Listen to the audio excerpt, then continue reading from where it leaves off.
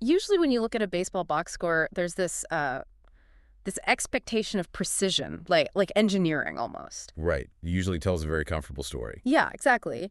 You look at a 10-0 blowout, the stats show 4 massive home runs, the starter threw 7 scoreless innings, and you can just point right at the stat sheet and say, yep, there it is. That's the exact formula for why they won. The inputs perfectly match the outputs. But then you step into the actual reality of a grueling July road trip, and suddenly that neat little stat sheet is, it's covered in coffee stains, the margins are full of scribbled out numbers, and you realize the math just doesn't quite make sense. Which is exactly what happens when fatigue sets in. I mean, the Yeah. mechanics start to break down, and a team really has to rely on pure grit rather than just raw talent to get across the finish line. Spot on. So welcome to a brand new deep dive. We have been combing through a massive stack of post-game analytics, manager press conferences, the latest injury reports, all to unpack a really fascinating case study today. We have a lot of ground to cover. We really do. Our mission today is to figure out exactly how championship caliber baseball teams win games when, honestly, absolutely nothing goes according to plan. So for you listening, we are zeroing in on the Los Angeles Dodgers' gritty 4-3 victory over the New York Mets. This was on Saturday, July 25th, 2026. And we definitely need to set the scene here for you to understand the stakes. Right. So the Dodgers are sitting at a dominant 67-38. They had just clinched their 3rd straight road series against a really desperate Mets team that had dropped to 43-62. A Mets team that is missing their injured star, Juan Soto, we should add. Exactly, so they are wounded. But, if you think looking at a 4-3 box score tells you anything about the actual emotional roller coaster of this game, you'd be missing the entire story. So, okay, let's unpack this, because this wasn't some dominant victory. Yeah, not at all. It was an absolute masterclass in surviving an imperfect night. And that survival, it started right on the mound, right? Because to win an ugly game, you need a solid foundation to stop the bleeding before it even starts. And for the Dodgers, that was Yoshinobu Yamamoto. He was the anchor, even without his best stuff. And the context here really dictates the whole narrative. Yamamoto was facing a rematch against Nolan McLean. Oh, right. Yeah, back in April, McLean completely neutralized this Dodgers lineup. Yeah. He held them to just 2 hits over 7 innings. So, the pressure on Yamamoto to match zeros was immediate. And early on, he looked incredibly vulnerable. He was definitely not sharp. He needed 52 pitches just to drag himself through the first 3 innings. It was a grind. It was. He uncharacteristically walked 3 batters early in the game, which is wild considering it was only his 3rd time issuing more than 2 walks in his entire 19 starts this season. Right, and that points to a mechanical drift. When a pitcher of his caliber suddenly loses the strike zone, it's rarely a mystery. Okay, so what was it? Well, he was coming off a massive 102-pitch complete game against the Yankees in his previous start. Yeah. And when you throw that many high-stress pitches, the nervous system just takes a minute to bounce back. That's pure fatigue. Exactly. The release point drops just a fraction of an inch, your timing gets a little sluggish, and suddenly your pinpoint fastball is missing arm side. But here's the crazy part. Even with all that friction, he gave up just 1 run on 5 hits. And all 5 were singles, by the way. Kept the ball in the park. Yeah, he struck out 5 batters, and he still managed to finish 6 full innings on exactly 100 pitches. But I have to push back a little here. When an ace walks 3 guys early and gives up 5 hits, isn't he just getting lucky? I wouldn't call it luck. Because against a better offense than this battered Mets lineup, doesn't a 52-pitch 3-inning start usually end in a massive blowout? Normally, yes. But what's fascinating here is how he prevented that blowout. It wasn't luck. It was elite pitch sequencing. When a pitcher realizes his primary weapon, his fastball command, is just gone, the great ones immediately pivot to their secondary mechanics. Okay. And for Yamamoto, that was his 91.7-mile-per-hour splitter. So explain how that actually works in practice, though. For, the fans who aren't breaking down mechanics every day, how does a splitter save a game when the fastball isn't working? It's all about tunneling. Even if Yamamoto can't paint the corners with his fastball that day, he can still throw it hard enough to make the hitter respect the velocity. Right. Then he throws the splitter on the exact same trajectory, the same tunnel out of his hand, but it violently drops below the strike zone at the last possible millisecond. Oh, wow. So in the first inning, when he was in real trouble against Luis Robert Jr., he didn't try to aim a perfect fastball. He threw the splitter below the zone, trusted the movement, and got the crucial strikeout. So he essentially used the threat of a missing fastball to make his splitter even deadlier. That's incredible. And like you said, the only run he allowed was a Bo Bichette single in the fifth inning, which means this was the 17th time in 19 starts he completed at least 6 innings. Which is huge. That reliability is the bedrock of a championship rotation. It secured his 11th win of the year and his 13th consecutive decision. Meaning Dave Roberts knows exactly how deep he can go, no matter what. Exactly. When you grind through 6 innings with a rising pitch count like that, you absorb the innings that a middle reliever would normally have to take. You essentially save the bullpen from a fifth-inning disaster. Okay, so the ace survives the early innings and keeps the game mathematically viable. But you still have to score runs. And the way the Dodgers manufactured their lead in the third inning was, honestly, a completely bipolar display of baseball. That's a great way to put it. We are talking brute, mechanical power, followed immediately by absolute chaos. The contrast is what makes this inning so worth studying. It started with pure kinetic energy. Kyle Tucker stepped to the plate and just annihilated a 95.8-mile-per-hour McLean fastball, sending it 391 feet into the right field seats. The metrics on that swing were violent, like 107.7-mile-per-hour exit velocity at a 31-degree launch angle. You don't hit a ball like that by accident. No, that is a perfectly sequenced swing, and it was his second consecutive game with a home run. That is a massive data point because, if you remember, Tucker just spent 4 weeks totally lost in the wilderness. Yeah, a brutal power drought. He went 80 plate appearances without a home run. So hitting back-to-back homers signals that his timing mechanism has finally recalibrated. So you have this clean, explosive, highlight reel home run. But then, immediately after that, the inning devolves into a slapstick comedy routine. It really did. I mean, Dalton Rushing hits a single. Then Shohei Ohtani hits what looks like a totally routine double play ground ball. Mets rookie Brett Beatty is playing his first major league game at first base, right? First ever Major League game at first base. Right. He fields it, tries to set the double play, and literally throws the baseball right off Dalton Rushing's helmet. It's an error that shatters the geometry of the entire inning. Instead of empty bases and 2 outs, suddenly the Dodgers have runners on the corners with nobody out. I couldn't believe it. And it doesn't stop there. Andy Pages hits another grounder. It looks like a surefire double play to end the threat, but Pages goes into this all-out, head-down sprint and physically beats the relay throw to first base. Your hustle. He drives in a run purely by running faster than the ball, and then a passed ball by Mets catcher Francisco Alvarez lets Pages score all the way from third. 3 unearned runs created entirely out of thin air. I want to dig into this because it feels like Page's hustle physically forced the defense to break down. We always see the home runs on the highlight reels, but was that full-speed sprint to first base actually the most important, underrated play of the game? I mean, it completely changed the mathematical structure of the inning. If we connect this to the bigger picture of how pressure works on a baseball diamond, you are absolutely right. Tucker's home run is the loud event, but Page's sprint is the invisible weight that cracks the foundation. Yeah.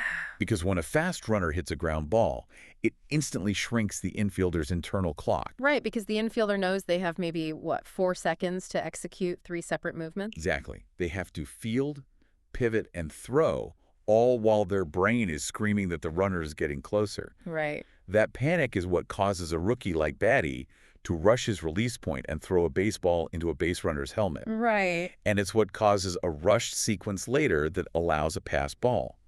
Opponents will always make mistakes. The Mets made 3 right there. But the defining trait of an elite team is the relentless pressure they apply to force those errors, and then their ruthless efficiency in converting them into runs. That makes total sense. They didn't hit 3 doubles in the gap. They just suffocated the defense until it collapsed. But you know, as brilliant as that third inning was, it actually masked a deeply concerning reality for this Dodgers lineup. Yeah, it did. Because outside of that chaotic sequence, this superstar offense looked completely disconnected. The underlying numbers for July have been a growing concern, honestly. Yes, and we need to clarify just how pedestrian they have been for you guys listening. Entering Saturday, the Dodgers ranked 23rd in the majors with a 90 WRC plus for the month of July. Which is very low for them. Exactly. For anyone who isn't deep into the analytics, WRC plus is weighted runs created plus.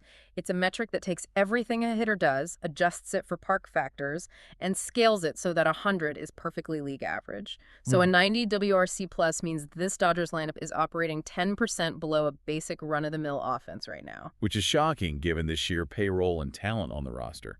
And you saw that disconnect screaming loudly in this game. Freddie Freeman had a phenomenal night at the plate, 3 hits and 4 at-bats. But if you look at the box score, he recorded 0 runs and 0 RBIs. He was just a ghost on the base paths. He was executing his job flawlessly, putting himself in scoring position, and the machinery behind him just stalled out entirely. Because Max Muncy, batting directly behind him, went 0 for 4 with 4 strikeouts. And I have to ask you, isn't that a massive red flag? It's not ideal. When you have a 3-hit Freeman stranded repeatedly by a 4-strikeout Muncy, that is a momentum vacuum. Doesn't Dave Roberts have to drop Muncy in the order? I mean, you can't have a black hole sitting right behind your best on-base guy in a tight July game. Or is this just the frustrating randomness of baseball we have to accept? It is incredibly frustrating to watch, I will grant you that.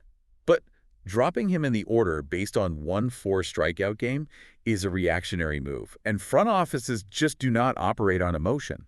If we connect this to the bigger picture, you look at Muncy's broader profile entering Saturday, he actually held one of the highest on-base plus slugging figures on the team for the month of July. But a 4-strikeout game and a 1-run game, that is actively hurting the team's chances to win that specific night. It is a terrible night at the plate, undeniably. He was likely guessing wrong on breaking balls or struggling to pick up the release point against the Mets relievers. But baseball is a game of vast sample sizes. You have to trust the underlying process. Fair enough. Muncy sees a tremendous amount of pitches and walks at a high clip. Lineup protection isn't just about getting hits. It's about forcing the pitcher to work. Plus, look at the rest of the lineup. The Dodgers left the bases loaded in the 6th inning with 1 out when Francisco Lindor turned an unassisted double play. Shohei Ohtani went 0 for 5. The failure was systemic across the stars, not just isolated to Muncy. It was role players like Teoscar Hernandez and Andy Pages picking up the slack. Okay, I see your point. The top of the machine stalled. But because they failed to add on to that 4-1 lead in the 6th, they triggered a chain reaction that accidentally handed the game over to a heavily taxed bullpen, turning a comfortable win into an absolute high-wire act. They absolutely did. When an offense fails to provide a cushion, the margin for error for the pitching staff drops to 0. I kind of think of a bullpen like structural engineering. You have your primary support beams, your high-leverage closers, and your secondary beams. Dave Roberts tried to use his secondary beams in the 8th inning to bridge the gap. He brings in Edgardo Henriquez with a 3-run lead, and Henriquez immediately buckles under the weight. It was a mechanical breakdown. Henriquez comes in, hits Carson Benj with a pitch, and then walks Luis Robert Jr. 2 free base runners, no hits, just a complete loss of command. So the secondary beam snaps, and the entire structure starts leaning.